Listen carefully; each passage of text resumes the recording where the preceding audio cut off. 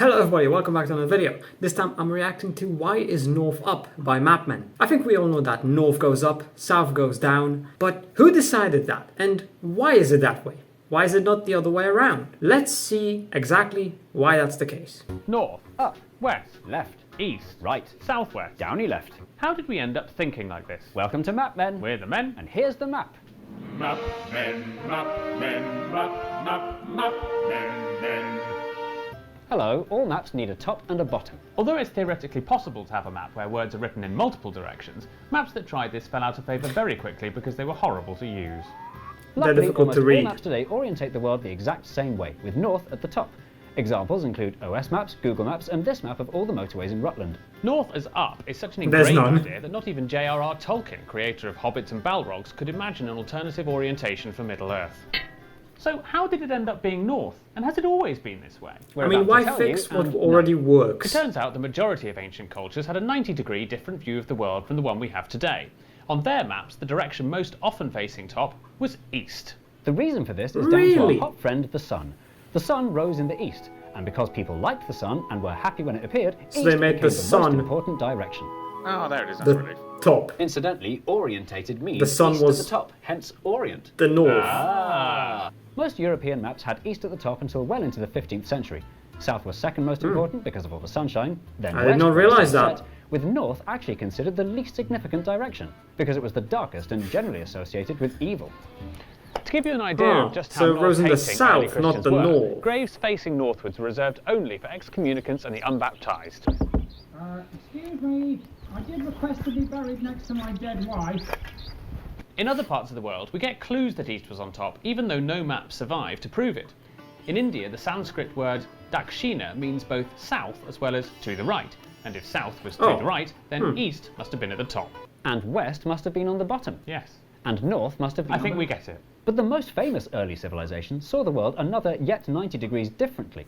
How did the Egyptians see it? Put south at the top of their maps for the simple reason that So it was just flipped. Downhill, its source must surely be at the top. Makes sense. It also explains why it's called Lower Egypt, despite being Hey, you know what? That's actually not a bad explanation. The river flows from the top, so obviously north has to be south. further north. South at the top soon became an Arab map-making calling card, as shown on the famous world map made by Muslim scholar Al-Idrisi for King Roger II of Sicily, called Tabula Rogeriana. Roger's map. Which featured in the seminal book Kitab Rujar. Roger's book. So, with all this eastness and southness throughout history, how did we end up with the ever unpopular north literally on top of the world? The change in direction occurred at the Age of Exploration. In the 1400s, wealthy European nations literally started to push the boat But out why? in search of exciting things to steal, like gold and potatoes. In order to do this successfully, navigation needed to get better, and that meant the very frequent use of the compass. By harnessing the Earth's natural magnetic field, compasses were a superbly useful way of letting sailors know where they were going. The original So it's inventors because of the compass. the Chinese, decided that this thing pointed south, which in fairness, half of it did. That explains why the Chinese word for compass was 指南针. which translates to pointing south needle. But Western explorers saw things differently. In Europe, there was already a long tradition of navigating by the North Star, giving European navigators an astrological North northern Star, bias. of course. So when they got their hands on the Chinese pointing technology, they used it to do what they'd always done, and find north first. If you've ever used a compass on a Year 5 geography trip where you got lost in the woods and wet yourself in front of Mr. Dugdale, you'll understand how north being at the top of your map makes it easier to turn and face where your compass is pointing. This navigational edge allowed Europeans to spread themselves and their ideas, including North is Up, all over the world. And after centuries of standardization, North is Up became stuck in the maps and the minds of people all over the planet. So now, north is literally always up all the time on every map ever with no exceptions. Except these ones coming after the break. Exceptions to north being at the top do sometimes appear on modern maps, in just a small handful of examples. Some cities arranged in a grid form are frequently shown on maps with north on the one to suit the folded I wonder paper what it's on countries and allow for better have those legibility. exceptions. Manhattan is a fantastic example of this, creating a false north in the minds of locals and tourists. A similar effect can be found on maps of Melbourne, Mexico City and Milton Keynes. The increasing prevalence of Wayfinder or You Are Here maps in cities is popularising this easy-to-navigate. That would be weird though. Why would you flip the map? I get that it looks nice, but what's the point? If I'm looking at a map, I'm trying to figure out where to go. Although I guess it wouldn't really matter if it's just a bunch of squares and rectangles. It's all just straight roads. So yeah, actually, it probably wouldn't matter. Kind of map, where up is the direction you're facing and not necessarily north. Which is a pity for those of us who were taught to always find north first, like this. Also, sat-navs. Modern digital maps can be rotated to face whichever way is most convenient or safe for the user, resulting in a generation of whippersnappers who bizarrely are very familiar with their local area, but entirely unfamiliar with which way is north. But all these exceptions only do a great job of... Well, I mean, you don't really look at a navigation system to figure out where north is. You just put in wherever you want to go and it leads you there. So you don't have to actually think. You just follow where it tells you to go. Unless it tells you to turn left in a place where you can't turn left. Because that's happened to me before. It was not a fun experience. I'll tell you that much. proving the rule, as maps that are even slightly wonky just look disconcertingly unfamiliar and wrong. Oh. But does it matter that north won the day?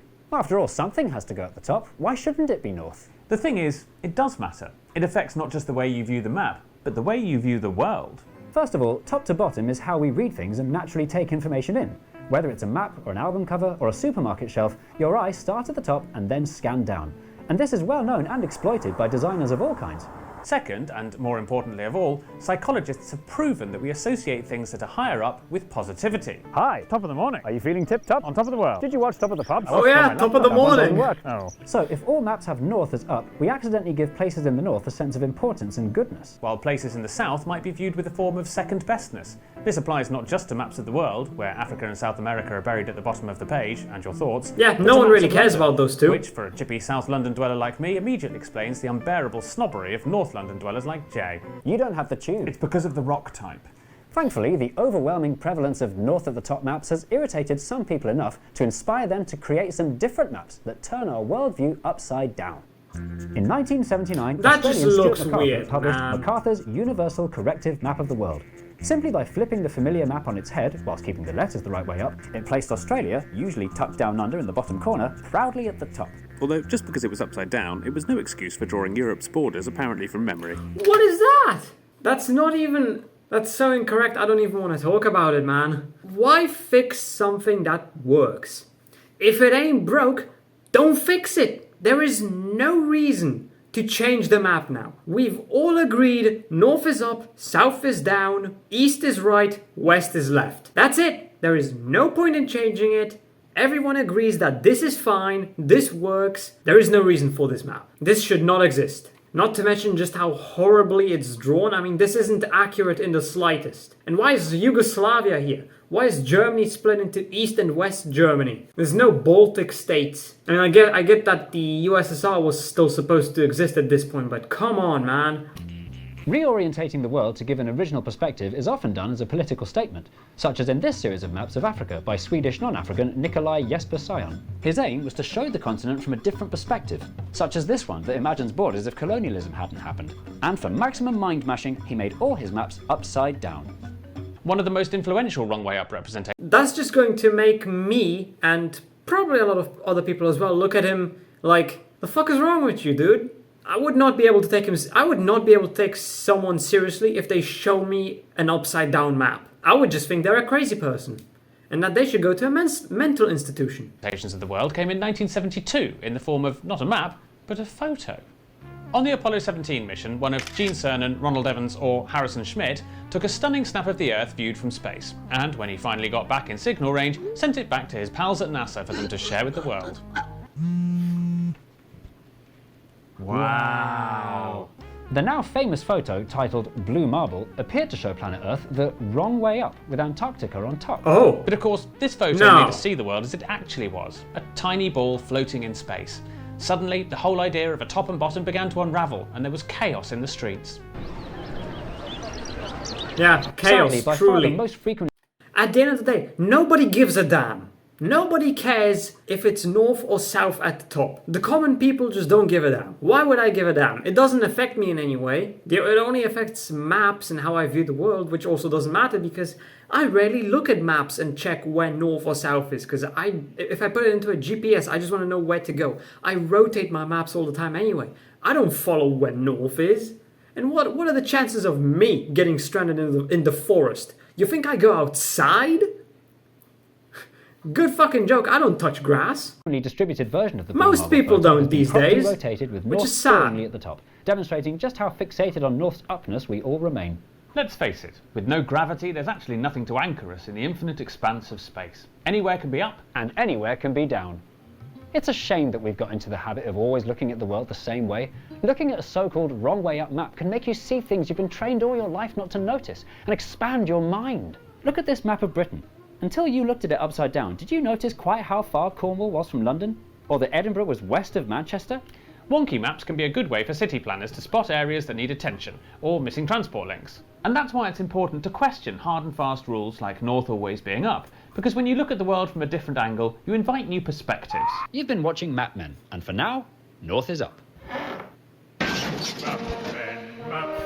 The moral of the story here is that if it's not broken, don't fix it. Flipping the map upside down or in any other direction would be completely pointless because everyone is used to north being up. So if you change that, now everyone has to get used to a new system. Every map in every place has to be changed. It's just a lot of work and confusion for no gain. You don't gain anything from changing it. You'd have to waste a lot of time, effort, and money to change things, and people would be confused, and you wouldn't get anything out of it. So let's just let North stay up. Let's leave it how it is. And with that, leave a like, subscribe, comment, and I'll see you in the next video.